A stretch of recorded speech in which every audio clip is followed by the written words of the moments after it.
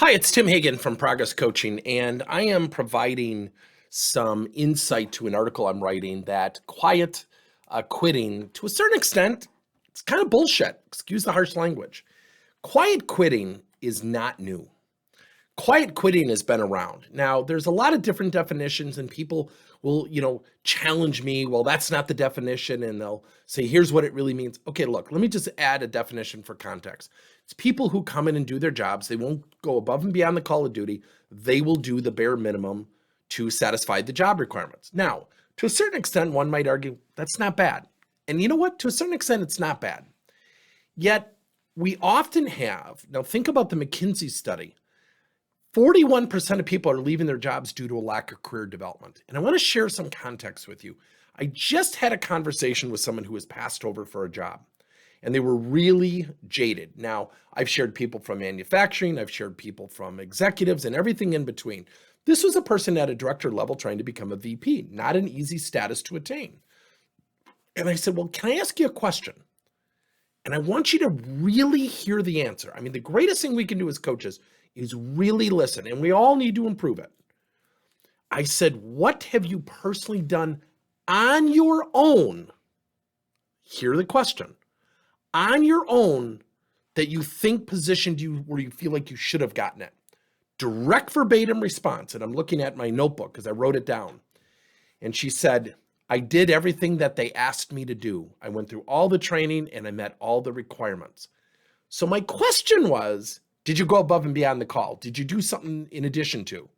And she said, I met the requirements. Now, not a bad answer for this situation. It just wasn't an answer to the question I was asking. So quiet quitting is not new. Leaders in organizations are not in charge of employee lives. Let me just share this with you. When a company goes bankrupt, does the employee go back to the bankrupt company and the executives and say, now what do I do? No, you go get a new job. You figure it out. So we have to think about the simple thought process of what we go through. Now, I'm going to give a little bit of a tangent here. My employees hate me when I go on vacation. Here's why.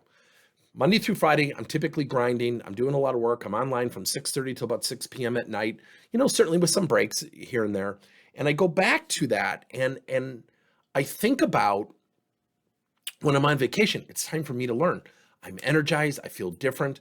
Most people will sit there and go, oh, you got to relax. You got to take time off. And that doesn't relax me. Learning stimulates the brain. When your brain is thinking, just like a muscle, and it is a muscle, it starts doing what? It starts helping you feel differently. When you learn something, and I love the progress principle, study done at Harvard by Teresa Amable, 76% of the people were at their most motivated state when they were progressing and improving in their job. Yet today, according to Gallup, over 70% of employees are not positively engaged. That's sad. I think it's roughly 30% are positively engaged, which is actually up with some other statistics being down. So what we have to encourage employees to do is you have to learn and learn on your own. You are in charge of you. I am not exonerating leaders or organizations from the role and responsibility of investing in their employees. That's how we make our money. Number 2, teach people to seek and be open to feedback. Number 3, invest in oneself. Don't wait for your boss or organization. And it just kills me that when someone gets passed over, they get jaded. And when somebody gets passed over, they don't get a job, they start looking. We don't sit here and think, what do I need to be resilient? How do I do an interview and find out, what could I have done differently? What are the gaps that I need to fill in? We tend to just leave, either physically or mentally or both. So what we have to think about is when we're working with employees is to encourage them to learn on their own. I ask you to do this, and it's weird.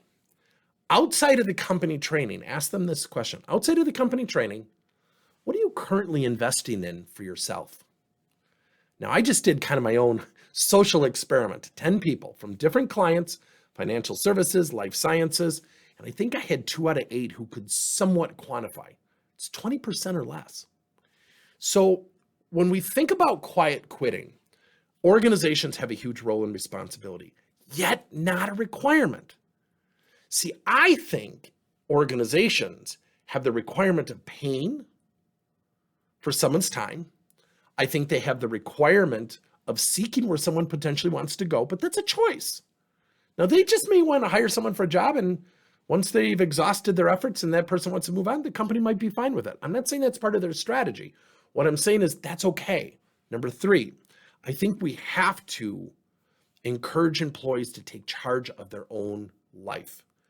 And you only can do that by investing in you, not reactively or passively wonder what the organization or my boss is going to do for me. Those are things of value. The last thing I want to share is I think we have this whole onboarding wrong. In the article, I make some humorous comments about, at 6 months, I'm going to show a terrible attitude. At 9 months, I'm going to start undermining you as a boss. And there's a little bit of sarcasm and humor. Yet, doesn't that happen? It's not part of their job description. Then why do they do it? One, you cannot prevent what you cannot prevent what you don't permit. Or you permit what you don't prevent. Excuse me, I said that backwards. You permit what you don't prevent. And so we also have to say, here's what you need to do. And when you're struggling, you need to go to your boss and ask for feedback. You need to seek where you can go. See, we put it on the leaders too much. If you have a team of 10 people, that is hard to do. That is really hard to do. So again, quiet quitting is not new. And again, leaders and organizations are not in charge of employees. 70% of employees are not positively engaged. So if I'm talking to you as an employee, let me just share this with you. If you go out and you learn and you seek and be open to feedback, the opportunity to differentiate yourself has never been greater. You want to accelerate and leapfrog your career? You don't need a master's. You don't need a PhD. You just need to demonstrate a willingness and openness. Sadly, that will differentiate you. Good luck.